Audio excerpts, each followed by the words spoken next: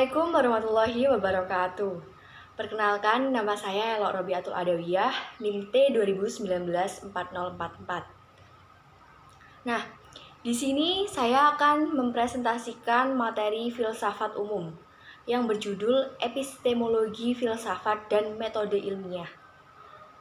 Nah, dalam materi epistemologi filsafat dan juga metode ilmiah ini, saya membahas 5 sub, yakni yang pertama, pengertian epistemologi filsafat.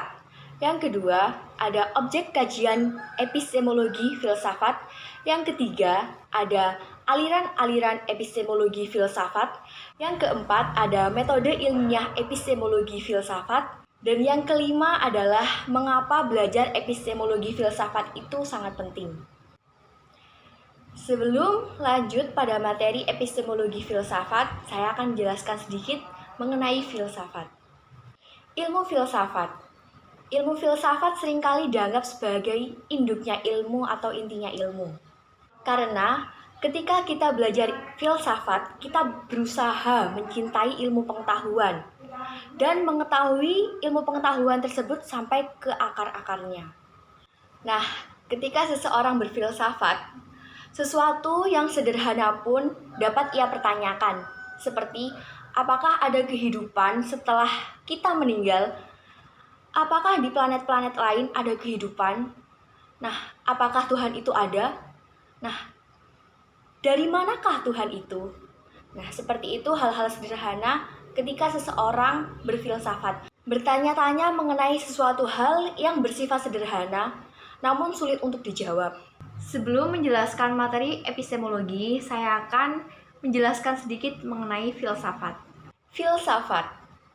Kata filsafat berasal dari bahasa Yunani, yaitu philosophos dan philosophia, yang artinya orang yang mencintai kebenaran, orang yang mencintai kebijaksanaan, atau orang yang mencintai ilmu pengetahuan. Nah, dengan filsafat inilah manusia akan lebih mencintai ilmu pengetahuan dan juga kebijaksanaan.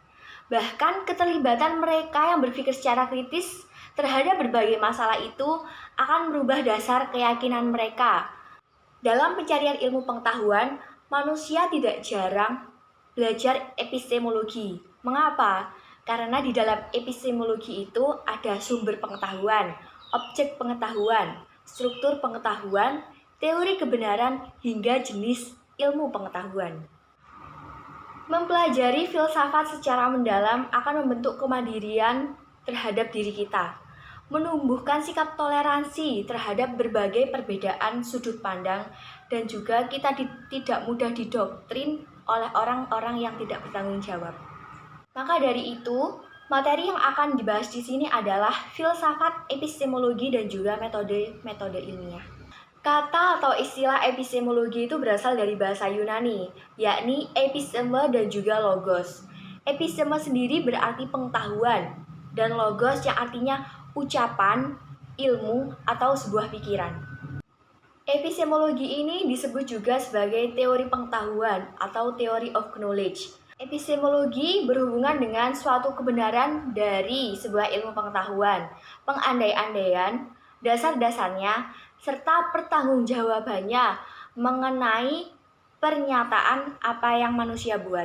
Pengetahuan yang mencakup ide dan juga logika yang mereka miliki didapatkan melalui akal pikiran dan juga panca indera, melalui cara dan juga metode-metode seperti metode induksi, metode deduksi, metode abduksi, dan juga metode dialektika.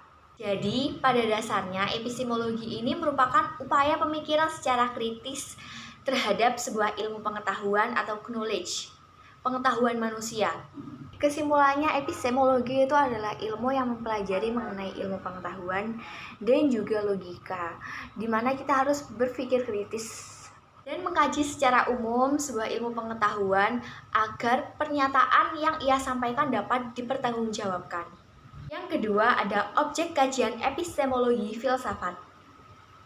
Dalam kehidupan masyarakat sehari-hari, tidak jarang mereka menyalahartikan atau menyamakan pengertian dari objek kajian epistemologi dan juga tujuan epistemologi. Nah, padahal jika dilihat secara cermat itu tidak sama. Kalau objek itu sama dengan sasaran yang dituju, sedangkan tujuan epistemologi itu adalah hasil yang diharapkan dari sebuah sasaran. Meskipun berbeda antara objek dan tujuan, tapi objek dan tujuan ini saling berkesinambungan karena objek ini mengantarkan tercapainya tujuan. Menurut Sudarminta, epistemologi ini dibagi menjadi dua bagian, yakni epistemologi sosial dan juga epistemologi individual. Yang pertama, epistemologi sosial. Epistemologi sosial ini melihat keterkaitan antara hubungan ilmu pengetahuan dengan dimensi sosial. Epistemologi ini muncul setelah adanya pemikiran postmodernisasi yang melihat antara keterkaitan ilmu pengetahuan dengan faktor sosial budaya. Pemikiran dan pengetahuan manusia ini berkembang sejalan dengan adanya bahasa. Nah, bahasa sendiri ini berfungsi untuk memahami realitas yang ada. Yang kedua ada epistemologi individual. Epistemologi individual ini berkembang sejak zaman Yunani, yakni Plato dan juga Aristoteles, sampai zaman modern sekarang, yakni Locke, Kant, dan juga Descartes. Epistemologi ini membahas mengenai pandangan manusia dan juga persepsi manusia, rasionalitas dan justifikasi yang selalu dianggap sebagai individu yang terlepas dari dimensi sosial. Yang ketiga ada aliran-aliran epistemologi filsafat. Yang pertama ada rasionalisme, yang kedua ada empirisme, yang ketiga ada kritisisme, yang keempat ada positivisme, dan yang kelima ada fenomenologi. Yang pertama, rasionalisme. Aliran rasionalisme ini menyatakan bahwa akal sebagai dasar kepastian ilmu pengetahuan. Jadi, ilmu pengetahuan yang benar itu ditentukan oleh akal pikiran manusia. Nah, bapak dari rasionalisme ini adalah Descartes pada tahun 1596 sampai 1650 sebelum Masehi. Rasio merupakan sumber kebenaran. Maka dari itulah hanya rasio yang dapat membawa seseorang menuju kebenaran. Aliran rasionalisme ini ada dua macam, yakni dalam bidang agama dan juga dalam bidang filsafat. Nah, dalam bidang agama, rasionalisme ini biasa digunakan untuk mengkritik ajaran agama. Sedangkan dalam bidang filsafat, rasionalisme ini merupakan lawan dari empirisme yang digunakan untuk menyusun teori ilmu pengetahuan. Dan Hegel menyatakan dengan jelas bahwa yang rasional itu real dan yang real itu pasti rasional. Karena itulah ilmu yang dihasilkan secara rasional pasti sesuai dengan realitas yang ada. Kedua adalah aliran empirisme. Kata empirisme ini berasal dari kata Yunani, empiriskos, yang berasal dari kata empiria, yang artinya pengalaman. Aliran empirisme, manusia itu memperoleh pengetahuannya dari sebuah pengalaman. Jika dikembalikan dari kata Yunaninya, pengalaman yang dimaksud adalah pengalaman indrawi. Nah, manusia tahu kalau api itu panas jika kita memegang, dan kita tahu rasanya gula jika kita mencicipinya. Bapak dari aliran empirisme ini adalah John Locke pada tahun 1632 sampai 1704. John Locke pada zaman modern, ia mengemukakan teori tabula rasa yang secara bahasa berarti meja lilin. Apa maksudnya? Nah, maksudnya ialah bahwa manusia itu pada mulanya kosong pengetahuannya. Nah, mula-mulanya tangkapan indera yang masuk itu sederhana, lama-lama sulit, lalu tersusun sebuah pengetahuan. Dan bagaimanapun sulitnya pengetahuan manusia, ia selalu dapat dicari ujungnya oleh sebuah pengalaman indera tersebut. Nah, kesimpulan dari aliran empirisme ini adalah bahwa empirisme ini lemah karena keterbatasan pada indera manusia. Misalnya, benda itu terlihat kecil, iya jika dilihat dari jauh. Namun sebenarnya ketika kita mendekatinya, benda itu besar karena kita melihat dari jarak yang dekat.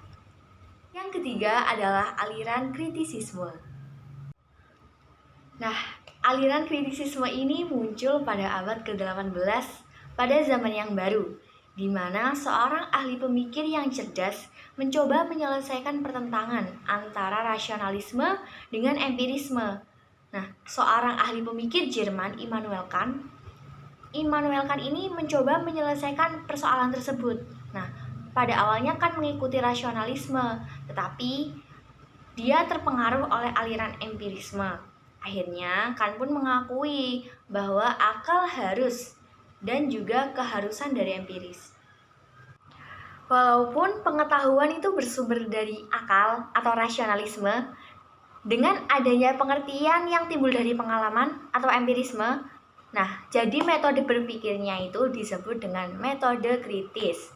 Walaupun ia mendasarkan diri dari nilai yang tinggi dari akal, tetapi ia itu tidak keluar dari akal, jadi tidak melampaui akal.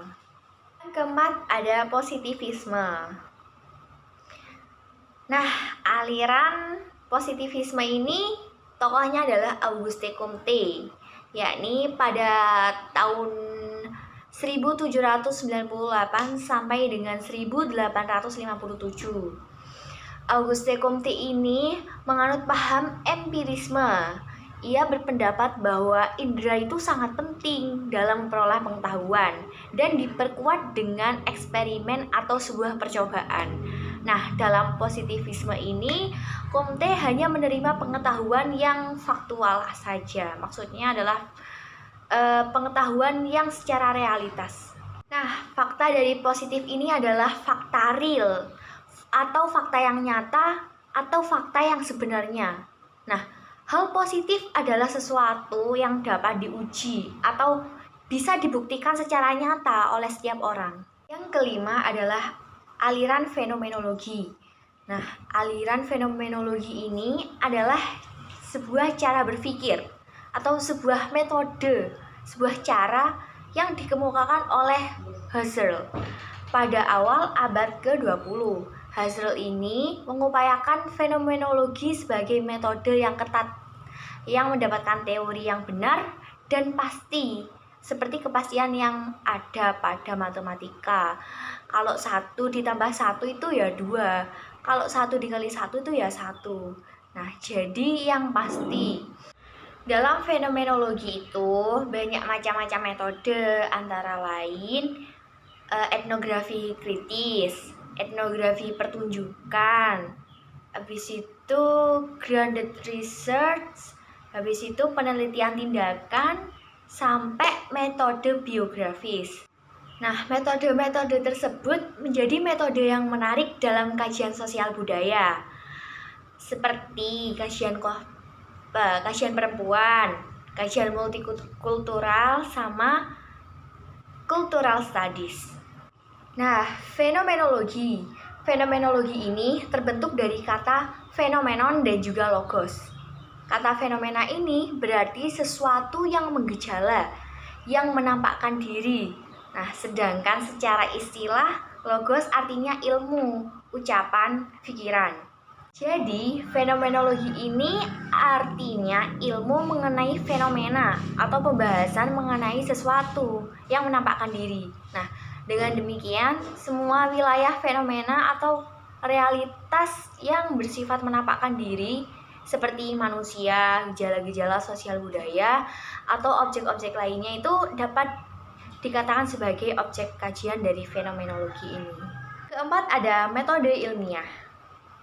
Nah, kata metode ini berasal dari bahasa Yunani, yaitu metodos, yang artinya adalah sambungan kata depan, yakni menuju, melalui, mengikuti, dan juga kata benda hodos, yang artinya jalan, cara, dan juga arah. Nah, kata metodos berarti penelitian, metode ilmiah, uraian ilmiah, yaitu cara bertindak atau melakukan sesuatu menurut caranya masing-masing atau menurut sistem tertentu.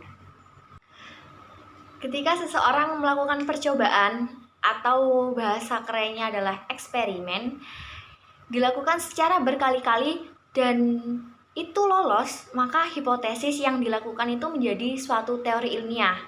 Nah, Metode ilmiah sendiri itu seperti prosedur dalam mendapatkan sebuah ilmu pengetahuan, di mana ilmu merupakan hasil pengetahuan yang berasal dari sebuah metode, sebuah cara yang kita lalui.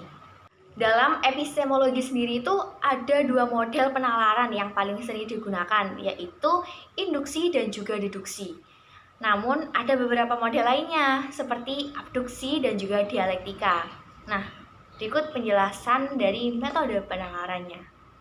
Yang pertama, induksi. Induksi sendiri itu merupakan proses penalaran atau penarikan sebuah kesimpulan yang dimana tesis ini adalah sebuah pernyataan ya, yang dimana tesis itu ditentukan oleh sebuah pengalaman. Dengan demikian, induksi itu merupakan pendekatan dengan melakukan pengumpulan data terlebih dahulu, baru hipotesisnya dibuat jika diinginkan. Kalau hipotesisnya tidak digunakan, maka langsung mengambil konklusi. Pada kesimpulannya, induksi adalah sebuah metode ilmiah dengan cara melakukan pengambilan kesimpulan secara umum berdasarkan pengetahuan yang kita peroleh dari sebuah fakta-fakta khusus. Yang kedua adalah deduksi. Ya, pengertian deduksi. Deduksi adalah suatu bentuk metode ilmiah dengan proses pengambilan kesimpulan sebagai akibat dari alasan-alasan yang diajukan berdasarkan analisis data tersebut. Nah, proses deduksi itu selalu digunakan pada penelitian yang menggunakan pendekatan kuantitatif. Yang ketiga adalah abduksi. Nah, abduksi ini merupakan suatu metode yang tidak dapat ditentukan dengan satu penalaran saja. Namun, hipotesis ini dibentuk oleh imajinasi, bukan oleh penalaran kritis. Apalagi seorang ilmuwan itu akan menggunakan instingnya dalam membuat suatu pilihan yang bersifat ekonomis dan berguna ketika menghadapi penjelasan yang harus diuji. Metode ini digunakan untuk menjelaskan kejadian yang akan diamati. Sebagai contohnya yaitu kita mengetahui bahwa seseorang yang bernama Febri itu selalu mengendarai motornya dengan sangat pelan dalam kondisi mengantuk. Maka pada saat kita melihat Febri mengendarai motornya dengan sangat pelan, maka kita akan berkesimpulan, berasumsi bahwa mungkin Febri ini sedang ngantuk. Nah, tentunya kan nggak mesti seperti itu, belum tentu benar. Mungkin saja Febri mengendarai motor dengan sangat pelan itu karena dia ingin lebih berhati-hati dalam mengendarai motornya. Yang keempat adalah dialektika. Metode dialektika ini berasal dari Socrates yang merupakan metode atau cara untuk memahami sesuatu dengan berdialog. Terjadinya proses pembicaraan yang dilakukan secara terus-menerus. Itu akan menjadikan seseorang mengalami perkembangan karena mempertemukan ide yang satu dengan ide yang lainnya antara mereka yang berdialog. Nah, atau bisa disebut dengan diskusi dan saling bertukar pikiran. Yang kelima adalah alasan belajar epistemologi filsafat. Di sini epistemologi itu sangat penting dan juga sangat tinggi kedudukannya karena ilmu ini membahas mengenai cara mendapatkan pengetahuan filsafat. Banyak orang yang mungkin lupa mengenai hal ini karena kebanyakan orang hanya memikirkan hasilnya tanpa memperhatikan prosesnya, bagaimana cara memperoleh pengetahuan yang dia dapat. Dan ini merupakan suatu hal yang salah karena pada dasarnya proses mendapatkan pengetahuan itu jauh lebih penting daripada sebuah hasil. Ketika seseorang menjalani sebuah proses dengan baik dan juga sungguh-sungguh dan juga serius, maka hasilnya yang didapat pun juga sangat baik. Dan meskipun akal mempunyai suatu kelemahan, namun akallah yang telah menghasilkan sebuah ilmu yang kita sebut dengan ilmu filsafat, atau sebuah ilmu yang berasal dari logika manusia dan pemikiran-pemikiran yang dihasilkannya. Sekian presentasi dari saya, Ella Robiatul Adawiyah, NIM T 2019-4044 dengan judul Epistemologi Filsafat dan Metode Ilmiah. Wassalamualaikum warahmatullahi wabarakatuh.